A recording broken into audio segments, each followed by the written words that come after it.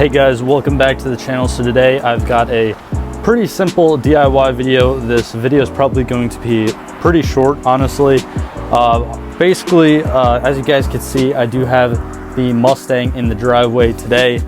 I'm just going to be removing the one door panel on the driver's side. Very common problem with these 2005 to 2009 Mustangs is that Ford made a very cheap kind of polyester plastic piece on the door panel, and it's just kind of held on by adhesive. Unfortunately, I haven't found a permanent solution for this yet. I'm sure you could probably take it to an upholstery shop, get it like kind of just stitched in there, or replace the actual part with some sort of leather.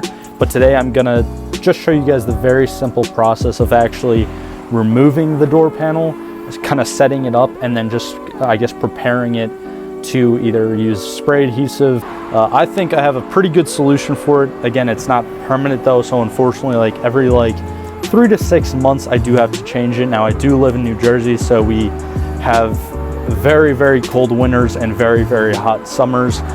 Right now as I'm filming this is September, kind of going into October, so hopefully this is kind of like the last that I'm gonna actually have to touch my door panels this year. But I'm sure either this side or the other side is probably gonna fail again like next spring going into next summer. So it is what it is. It's a very short and simple job though, so if you don't mind doing something that is probably pretty cheap, I guess it just costs you a can of spray adhesive or a thing of super glue, and it could probably last you for I guess at least a half a year, honestly. So now just walking over to the driver's side, you can tell the outside and the inside of my car is very dirty, so excuse me for that. But I mean, this is what I'm talking about. So basically this black centerpiece right here, it always peels. You can see it's, I honestly don't even know what material this is. It feels like very cheap, like polyester, plastic, something. It's definitely not leather, but you can see under, it's just, that is all adhesive, and you can actually see me peeling it back right here. You can see kind of like the adhesive coming off. So I don't want to mess it up more than it already is. And I mean, just to kind of give you guys some comparison, this is how the door panel is supposed to look. Now, mind you, I believe towards the beginning of this year, so probably 8-9 months ago now, I did kind of just do what I'm about to do to the other side. So I just kind of took it off and then just sprayed some spray adhesive. Just looking at it, you can tell all the edges are kind of tucked in. I do have a little bit leftover adhesive that I kind of have to clean there. But this entire piece was actually just folded over, so it was much worse than my driver's side currently. But again, I just wanted to kind of show you guys this side to kind of give you guys some comparison to what it's supposed to look like. So the first step in taking this door panel off is there is actually 2 7mm bolts on this side, and I believe 1, 2, 3, 4 on the bottom, going all the way across the bottom, and also 2 bolts on this side. I don't know if you guys could actually see that. It's kind of hard to get the camera in there, but they are all 7mm, so you have to just, I guess, just work your way around. And when dealing with smaller hardware like this, make sure to have plastic bags to put it in and kind of label it, so you just stay organized. Again, this is a very simple process, but you don't want to lose anything along the way. So now I do have all the bolts out of the door, and the ones right here, and down actually there. So these 3, I don't know if you guys can actually see these 2, but these 3 are a pain in the ass to get out. I do recommend having a deep socket, but I literally took them out with this. So if you just have a regular socket, it's fine as well. So now that those are out, the first thing we're gonna pull off is this right here. And since it's on the driver's side, just be careful of this electronic connection right here. And just put that up there. So now that that part is out, we're just going to pop this piece out right here. Again, just another plug and play kind of electrical connection. Leave that up there, and this entire piece should come out. You just got to be careful. You don't want to break any of these tabs. Yeah, it just slides right out. You just have to, again, just be careful. You don't want to break any of these 4 tabs. Just put that up there as well. Now right in here, you want to get this one piece out with a flathead screwdriver, just kind of pry it out. And again, just be careful, try to get it from both sides.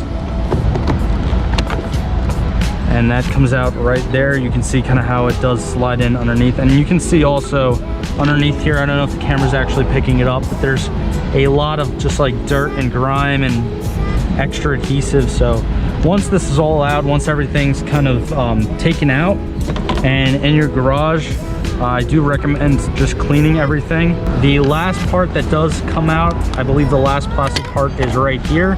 Just pop that out with a flathead as well.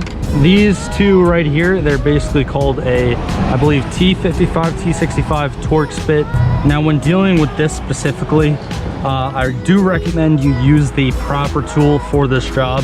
Unfortunately, I actually do not have a T55 or T65 Torx bit screw on me right now. So if you only have a flathead or a Phillips head screwdriver, I do not recommend using a Phillips head because you're going to strip that very, very easily. What I do recommend though, and again, this is not the proper way to do it, but I'm kind of just working with what I have right now. I do recommend using a flathead screwdriver. Now, that being said, you kind of want to just fit one. See, this is too big. So just find a smaller one that kind of fits in right there, and just be very, very careful when you kind of twist this and loosen it, whether you're loosening or tightening it. See what I just did right there? That is not what you want to do. You do not want to have it jump at all. If you want to actually pull against the door as you push forward, trying to loosen it, you just don't want it to slip, because that is how you are going to strip these. But as you guys can probably see, I don't know if the camera's picking it up, but it is loosening. It's a very, very long and tedious process if you do it this way. Again, it is the wrong way to do it. So before you go down in the comments and tell me how I'm doing a terrible job, this is the only two tools I'm kind of working with right now. So yeah, if you're kind of in this situation where you don't have the proper tool there, you can always find a way, pretty much is what I'm trying to say. So now I'm kind of gonna just skip to when I have both of these out. So another thing I did kind of want to show you guys, I was having a problem getting this one out. So again, I'm kind of using the flathead method, which is not correct. You kind of have to have a decent amount of ingenuity when working on cars, especially if you don't have all the correct stuff. So I kind of just tightened this adjustable wrench over the flathead. I already broke it loose, by the way. But yeah, it really helped me kind of just get that extra leverage, because you guys could tell that's in a very kind of awkward position down there. So two things I actually forgot to mention is you also have to take out this plastic piece right here that goes right over the kind of like door lock. And also there is one more 7mm bolt in there. I don't know if you guys could actually see that, but just make sure to loosen this thing up and take it out. And again, as you guys could see, a deep socket would definitely make life a whole lot more easier. But honestly, all you guys need is a regular 7mm socket and just a little bit of patience, and it's out. Now pretty much the entire panel should just come off right now, but just make sure that you kind of pull it up first, because it's kind of on these like hooks. And then you are going to have to deal with one electronic connection right here for the speakers. Just gently unplug that, as well as another electronic connection right up top here. I don't know if you guys could actually see that, but again, just gently pull that out. And also you are going to have to deal with the kind of handle design. So basically how you want to get this out is you kind of want to get some pliers, and right in there, I don't know if you guys can actually see that, but you want to kind of squeeze that closed so you can eventually pull it out. Once you kind of do that with the pliers, get that out, then it kind of just pops out right here. Again, I don't know if the camera kind of picked all of that up, but now the door panel is completely off, and we're kind of just gonna set it up in my garage, and I'll show you guys what you should probably do just to fix this problem. Now, one thing I also did want to mention is you can actually drive around with your doors like this. Is it the most comfortable thing in the world? Definitely not. But honestly, like if you're kind of like if you need your car to daily it, if you're kind of waiting to fix your door panels, as you can see, it does close a lock automatically, or you could just do it on your key fob. And then this is just to open the door. And then one thing you do have to make sure though is you have to just make sure, if you are going to do this, to leave this plastic piece in the car, because as you can see, this electrical connection right here with the red on this side, you are going to have to kind of plug this piece in right there. And now you have controls to both of the windows. And this is kind of just a stupid example, but here, let me just turn on the electric to the car. And now I can roll this window up and roll that window up as well and back down again. Again, it's kind of self-explanatory, but I did just want to mention you actually could drive around with no door panels if you really needed to, but I definitely do not suggest doing that. All right guys, so now I actually do have the door panel out and just on a flat surface. Now unfortunately I did just check and I did kind of run out of spray adhesive, so I'm actually not going to be finishing this today, unfortunately, like on this video, but I will put in the video right now a picture and I guess the information for the brand of the spray adhesive that I used last time.